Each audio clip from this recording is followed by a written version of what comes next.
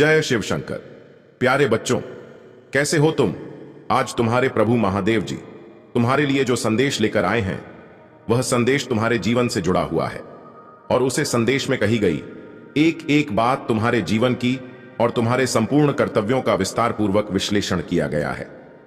मेरे बच्चे, आज इस संदेश को तुम अपने हृदय से लगाकर अपनी मन की गहराई तक सुनते हो तो तुम्हारा पूरा शरीर का काया पलट हो जाएगा, क्योंकि मेरे बच्चे, आज का यह संदेश तुम्हारे जीवन के उन्मूलन इकाइयों को प्रस्तुत करता है जो कि तुमसे गुप्त थी। आज मैं उन्हें तुम्हारे सामने लेकर के आऊंगा। एकदम से तुम्हें डरना और चौंकना बिल्कुल भी नहीं है मेरे बच्चे, क्योंकि आज का यह दृश्य बहुत ही अद्भुत होने वाला है जो तुम्हारी आंखों के सामने घटित होने वाला है। आज मैं बहुत ही विस्तार पूर्वक तुम्हें सब कुछ बताऊंगा। जो तुम्हारी इच्छा है, जो तुम्हारे मन में चल रहा है, वह मैं तुम्हें पूर्णता है बताऊंगा। मेरे बच्चे, तुम्हारे सभी दुखों का अंत होगा।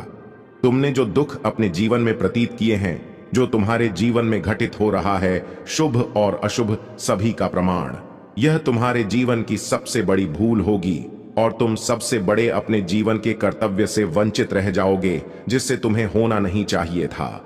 आज यदि तुम इससे दूर होते हो तो यह तुम्हारा दुर्भाग्य है कि मैं तो सिर्फ तुम्हारे लिए आया हूं और तुम्हारे पास चलकर आया हूं। तुम्हें आश्वासन देने के लिए एक महत्वपूर्ण संदेश तुम्हारे जीवन की प्रतीक्षा कर रहा है, जो तुम्हारे जीवन को सुनहरा बनाना चाहता है, सुलभ बनाना चाहता है। मेरे बच्चे, तुम्हारे जीवन की नई शुरुआत होने वाली है। तुम्हें डरना नहीं है, अपना दिल थाम कर रखना है, अपने आप पर संयम और नियंत्रण बनाए रखना है। जितना हो सके तुम अपने आप पर कंट्रोल रखोगे, उतनी ही सिचुएशन तुम्हारे अनुसार हो जाएगी। अन्यथा तुम्हारी सिचुएशन डिसबैलेंस हो जाएगी और फिर तुम बाद में सोचते रह जाओगे। मेरे बच्चे, यह शुरुआत तुम्हारी बहुत ही बेहतर है। इसका तरीका थोड़ा अलग है, या एक नए अंदाज के साथ तुम्हारे सामने आएगी और तुम्हें हौसला देगी, तुम्हें बुलंदी हो तक पहुंचाएगी और तुम्हारी जीत सुनिश्चित कराएगी। मेरे बच्चे, ऐसी शुरुआत की तो बहुत लोग प्रतीक्षा करते हैं, परंतु सबको ऐसी शुरुआत प्राप्त नहीं होती है, क्योंकि वे शुरुआत में ही अपना गलत कर बैठते हैं और उनके आगे का जो भी समय आने वाला होता है वह पहले से ही बर्बाद हो जाता है। यदि आज तुम मुझ पर विश्वास करते हो, तुम मेरी बात हो अपने दिल की गहराइयों तक लेकर जाना। जो मैं तुम्हारे जीवन का सत्य बताऊंगा, वह सब तुम्हारे जीवन से जुड़ा हुआ एक उत्कृष्ट घटना होगी जो तुम्हारे जीवन में बेवजह हो रही है। इसका समापन तुम्हारे सामने किया जाएगा।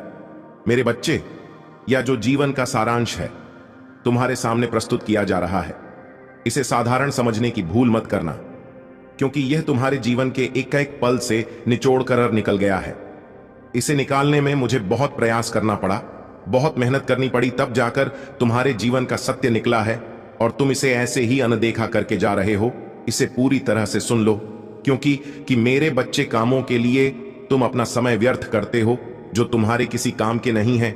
परंतु यदि आज तुम्हें कुछ काम की चीज प्राप्त हुई है, कुछ सीखने को मिल रहा है, कुछ जानकारियां प्राप्त हो रही हैं, तो उसे तुम स्वीकार नहीं कर रहे हो, उसे अनदेखा करके जो वापस जा रहे हो, या तुम्हारी भूल नहीं है तो और क्या है। मैं इसे तुम्हारी भूल ही समझता हूं, क्योंकि जानकर कोई भी ऐसा कार्य कर ही नहीं सकता है जिसको जहां पर सीखना होता है वहीं पर बस एकता है, लेकिन सीखने के लिए तैयार नहीं होते हो, तब तुम आगे कुछ नहीं कर पाओगे। इसीलिए मेरे बच्चे, हर व्यक्ति के पास जाकर के थोड़ा थोड़ा ज्ञान अर्जित करना चाहिए। किसी के पास कौन सा ज्ञान है, किसी के पास कौन सा, हर तरीके से वेतन में ज्ञान देंगे और तुम आगे एक बहुत आदमी बनकर तरक्की करोगे। यदि तुम अपने आप में अहंकार में डूबे रहोगे, तुम यह सोचोगे कि मेरे पास सब कुछ है, मैं यह सब कुछ करने में संभव हूं, कर सकता हूं, जैसा मेरे लिए आप पर्याप्त नहीं है, पर्याप्त ही है। यदि इस प्रकार के विचार तुम अपने मन में लेकर चलते हो तो जीवन का मूल उद्देश्य तुम्हारे से दूर हो जाएगा, क्योंकि ऐसी विचारधारा है तुम्हारे मन को व्यथित करती है और ऐसी विचारधारा है तुम्हारे मन में उत्कृष्ट उत्पन्न करती है। एक ऐसी उत्कृष्ट जो तुम्हारे जीवन की सरोज भाई इकाई होती है और तुम्हारे उसे मूलाधार को प्रस्तुत करती है, जहां पर तुम्हारी शुरुआत होती है। मेरे बच्चे, क्या तुम आज अपने अंतरात्मा की गहराई से कह सकते हो कि मैं जो कह रहा हूं, यह जो कर रहा हूं, वह सब सही है? क्या तुम सही मार्ग पर चल रहे हो? क्या तुमने सही रास्ते का चयन अपने अनुसार किया है? नहीं।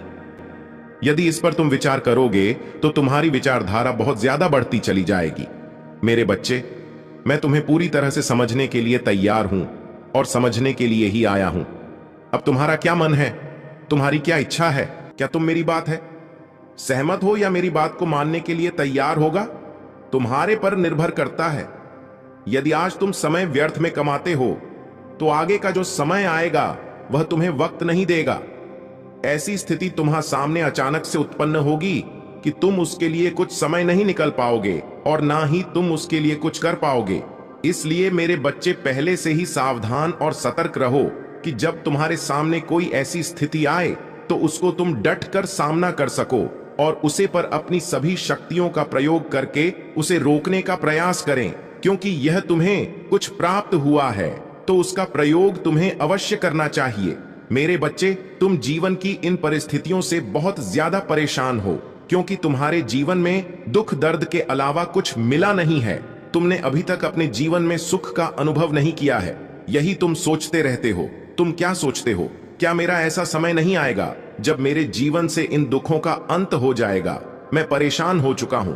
मैं इतना परेशान हो चुका हूं कि मैं किसी से बात नहीं सकता हूं। मैं पाल पाल रो रहा हूं क्योंकि मैंने जो चाहा हुआ मुझे मिला नहीं, और जिस उसकी मैं इच्छा कि वह मुझसे दूर ही चला गया। मैंने सोचा था बहुत कुछ करने के लिए, परंतु मैं वहां कर नहीं पा रहा हूं। अपने जीवन को सरकार बनना चाहता था, अपने जीवन में उपलब्धि हासिल करना चाहता था, परंतु मुझे वह उपलब्धि प्राप्त नहीं हुई।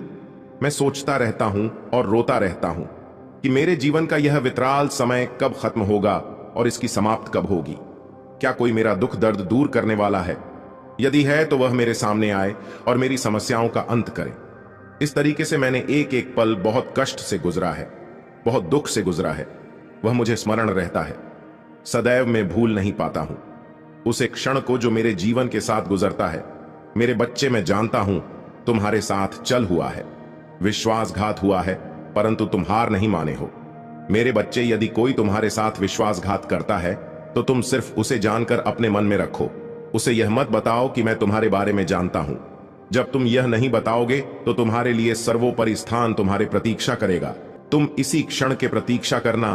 कभी भी किसी के साथ बदला लेने का प्रयास मत करना। इसका बदला मैं स्वयं लूंगा, क्योंकि जब स्थिति तुम्हारे अनुकूल ना हो तो उसे अपने अनुसार नहीं, ईश्वर के अनुसार छोड़ देना चाहिए।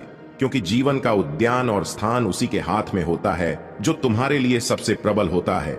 क्योंकि तुम जब उसका सामना करोगे तो तुम्हारा नुकसान हो सकता है, और जब ईश्वर करेगा तो वह तुम्हारे भले के लिए करेगा। मत करो, जो भी तुम्हारे साथ हुआ वह उचित नहीं हुआ है, परंतु अब जो समय तुम्हारे साथ आएगा, जो आने वाला है, वह तुम्हारे लिए एक मूल उदाहरण प्रस्तुत करेगा जो तुम्हारे जीवन का सर्वोपरि हिस्सा होगा। क्योंकि मेरे बच्चे, तुम्हें वह अद्भुत दृश्य के दर्शन होने वाले हैं जो तुमने सोचा नहीं थे, और वह अद्भुत चीज तुम्हें प्राप्त होने वाली है जो तुमने अपने मन में कभी विचार नहीं की होगी।